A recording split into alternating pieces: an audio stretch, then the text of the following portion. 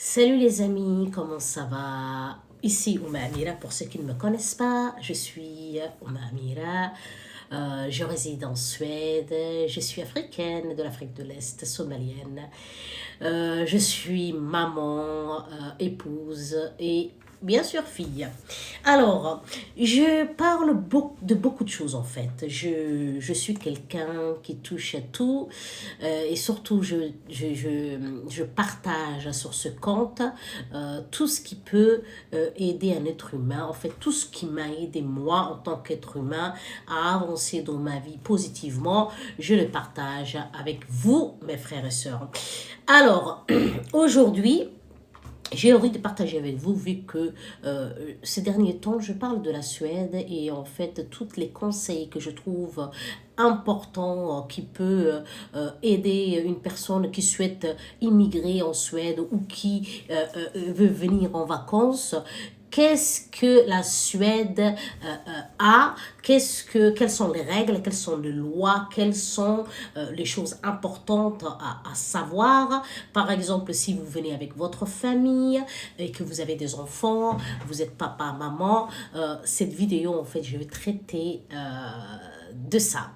Alors, aujourd'hui, pendant que je discutais avec certains de mes abonnés, j'ai eu un déclic. En fait, il s'est passé une situation qui a été en fait voilà, je me suis dit, mais pourquoi ne pas partager ça aussi? Parce que tout ce qui concerne la Suède, les gens ont besoin de savoir, surtout les gens qui vont bientôt immigrer ici ou venir s'installer quelque temps, ou venir même habiter pour travailler ou pour y vivre. Non, aussi simple que ça. Voilà les amis. Avant de rentrer dans le vif du sujet, alors pour les anciens, merci d'être là. Pour les nouveaux, je suis ravie de vous voir sur cette chaîne. Je vous demande de vous abonner car on veut avancer et atteindre voilà, les centaines de milliers d'abonnés. Merci de vous abonner, de commenter si la vidéo vous intéresse ou si vous avez quelque chose à partager de positif. Voilà.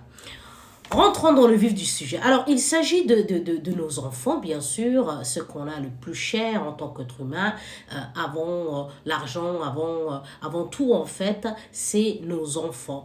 Et nos enfants, en fait, quand on vit en Suède, c'est extrêmement important de veiller à vraiment suivre les règles, les amis. J'ai bien dit, hein, il faut vraiment suivre les règles. Par exemple, j'ai eu une situation ce matin pendant que je discutais dans un live avec certains de mes abonnés.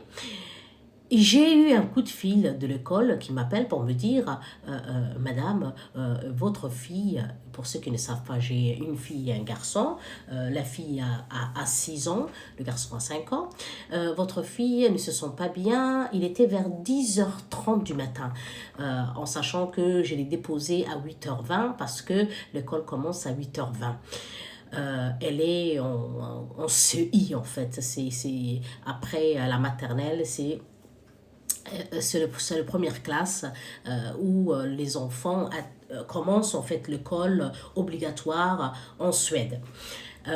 Elles se sont pas bien, c'est sa maîtresse qui m'appelle principale, elles se sont pas bien, elle veut pas jouer ni manger, venez la chercher. Je ne discute pas. J'ai dit d'accord, j'étais en plein live dans un de mes réseaux sociaux. J'ai dit à mes abonnés, moi je dois aller récupérer ma fille. Vous voulez, si vous voulez venir avec moi, pas de souci. Voilà, et voilà, j'ai tout ce qu'il faut. Sinon, à plus tard. Et du coup, ils sont restés avec moi et je suis allée, j'ai couru me changer et ensuite je suis allée et j'ai récupéré ma fille sans discuter. Si vous êtes parent ou si vous avez l'intention de vivre en Suède ou dans la Scandinavie, la Finlande, la Norvège et maintenant même on entend souvent ça, le pays voisin qui est l'Allemagne, il va falloir vraiment faire passer votre enfant en premier. Et en fait, avant votre travail, avant le reste, avant votre personne, votre enfant doit passer en premier. Ici, les lois sont très rigoureuses, très strictes. Si on vous appelle, qu'on vous dise votre enfant ne se sent pas bien, venez chercher, laissez tomber tout ce que vous avez, je vous en supplie, allez directement chercher votre enfant. Sinon, vous risquez d'avoir des soucis parce que l'école va noter rigoureusement et ensuite vous allez avoir des problèmes avec le social. Vous avez bien entendu. Vous aurez des problèmes avec le social. Parce qu'en fait, si quand on vous appelle, vous ne venez pas, pour eux, l'école, ça veut dire que votre enfant n'est pas votre priorité. Et dans ce cas-là, ils vont signaler au social pour dire que cet enfant, les parents, n'est pas leur priorité. Il ne s'occupe pas de lui. On a appelé pendant que l'enfant était malade ou qu'il avait un bobo, mais le parent a préféré travailler ou ne pas venir. Ça, c'est le premier. Et en fait, si vous faites ça, en rajoutant d'autres petits trucs en fait, qui vont se cumuler au fil du temps, ça va s'accumuler au fil du temps, toutes les petites signaux qu'elles font, l'école, en fait, ça va vous créer des soucis et un jour, vous n'allez pas y croire, mais le social viendra frapper à votre porte ou vous envoyer une lettre de recommandé en vous disant vous allez avoir un rendez-vous avec nous parce que l'école nous a signalé voilà, des choses et on veut discuter avec vous. Si vous n'y allez pas, ils récupéreront vos enfants. Voilà, c'est aussi simple que ça. Il n'y a pas que ça. Il y a aussi quand les enfants vont partir à l'école en tant qu'enfants immigrés. Alors, enfants de parents immigrés, ça veut dire quoi? Que vous soyez arabe, ou que vous soyez noir, ou que vous soyez asiatique, ou que vous soyez de l'Europe, mais en dehors du pays où vous êtes comme la Suède, ça ne change rien pour eux en fait. Que vous soyez musulman ou que vous soyez chrétien ou que vous soyez bouddhiste, les règles sont les mêmes. Ce sont les mêmes. Ça veut dire que votre enfant, quand il va à l'école, quand vous vous déposez à l'école, il va falloir qu'il soit propre, que l'enfant ait des vêtements propres, des vêtements pas déchirés, des vêtements. Pourquoi j'ai dit des enfants? Des vêtements propres, pas déchirés, impeccables. Sinon, ça veut dire que vous n'achetez pas les vêtements pour vos enfants, que peut-être que vous gaspillez votre argent ailleurs et qu'ils vont le signaler. Il faut que votre enfant soit aussi propre. Ça veut dire il faut le doucher la veille ou le matin même, mais vu qu'ici, l'hiver, c'est vraiment, il fait froid, il faut le doucher la veille avant qu'il se couche, et ensuite, voilà, il faut qu'il soit propre, l'enfant, de la tête aux pieds.